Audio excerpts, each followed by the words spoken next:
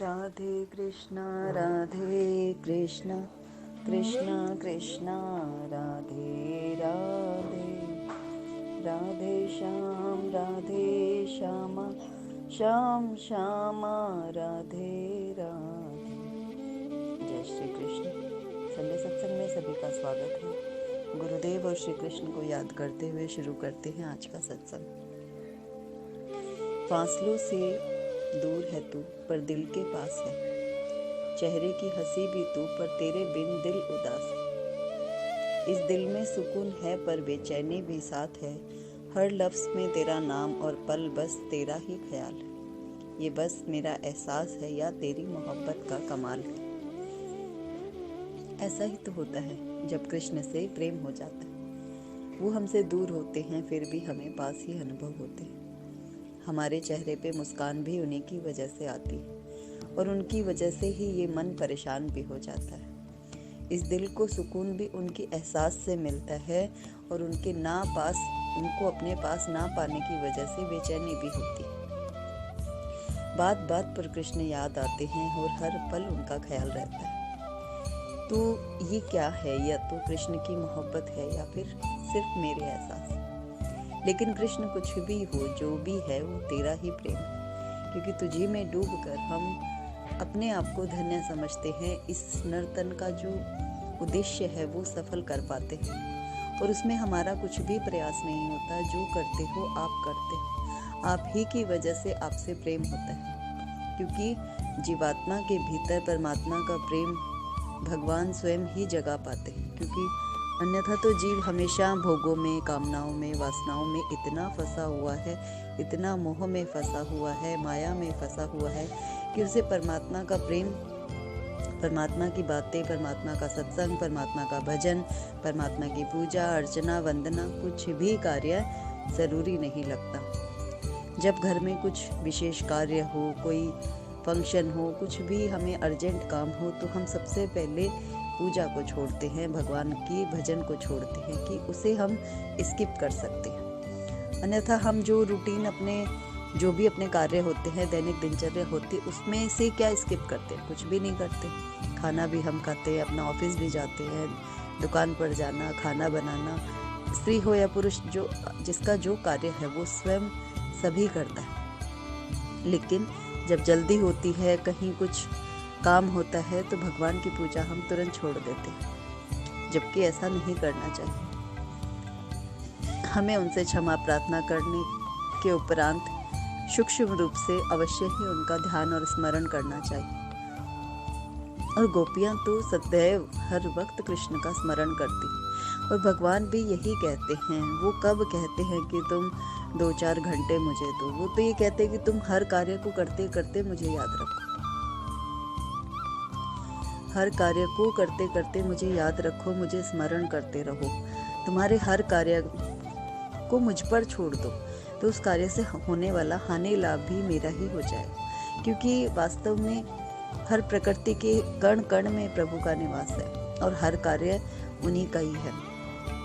हम तो बस ये भाव लिए बैठे हैं कि ये हमारा है, हमारा परिवार, हमारा काम, हमारा बिजनेस, हमारी पढ़ाई, हमारा कैरियर, हमारा सब कुछ हमारा। हम कब कहते हैं कि सब तेरा? कहने को हम कहते हैं प्रार्थनाओं में, भजन में, सत्संग में कि मैं तेरा, सब तेरा, लेकिन वास्तव में ये सोच हमारी नहीं बन पाती, ये भाव प्रगाढ़ नहीं हो पाता। बस बोलने भर का होता है कि मैं तेरा हूँ।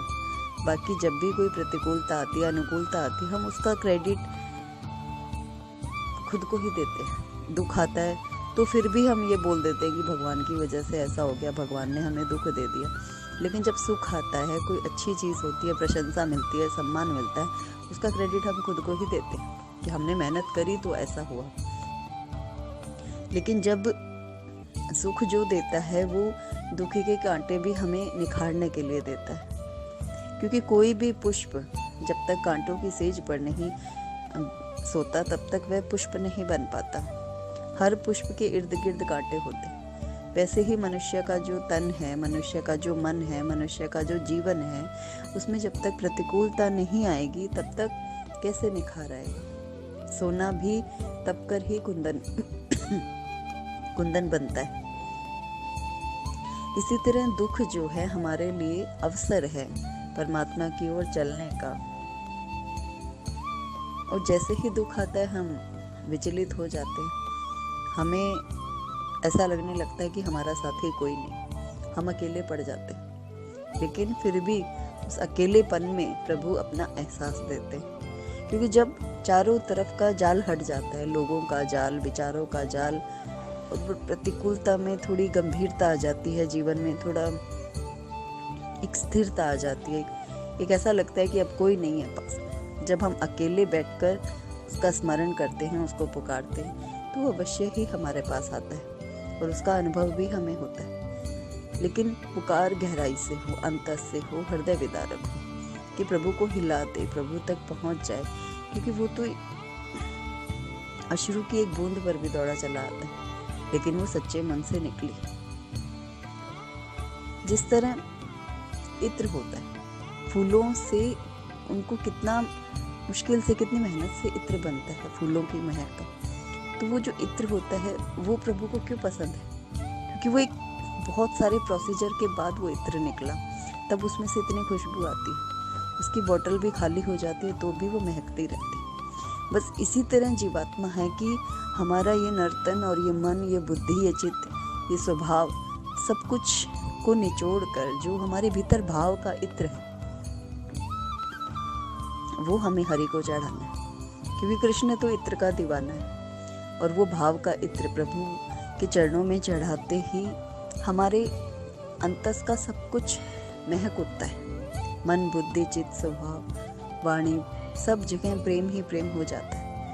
और कृष्ण का यही प्रभाव हमारे जीवन को महका देता है, भक्त को अमर कर देता है। चाहे मीराबाई हो, रैदास जी हो, नरसिंह भगत हो, प्रहलाद भक्त हो, रसखान हो, सखाबाई हो, कितने भक्त हुए, कितने संत हुए, सबके जीवन को प्रभु ने अपनी भक्ति से महका दिया और उन्हें अमर कर दिया।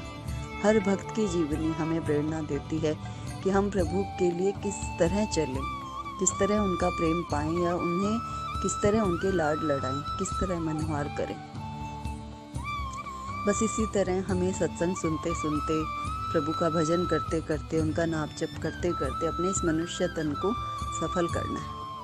यही हमारा उद्देश्य होना चाहिए कि हम जीवन में 5 मिनट, 10 मिनट, 15 मिनट अवश्य ही सत्संग करें, भजन करें, नाम जप करें, मेडिटेशन करें, कोई भी तरीका अपनाएं, लेकिन प्रभु से जुड़े रहें। जय श्री कृष्ण।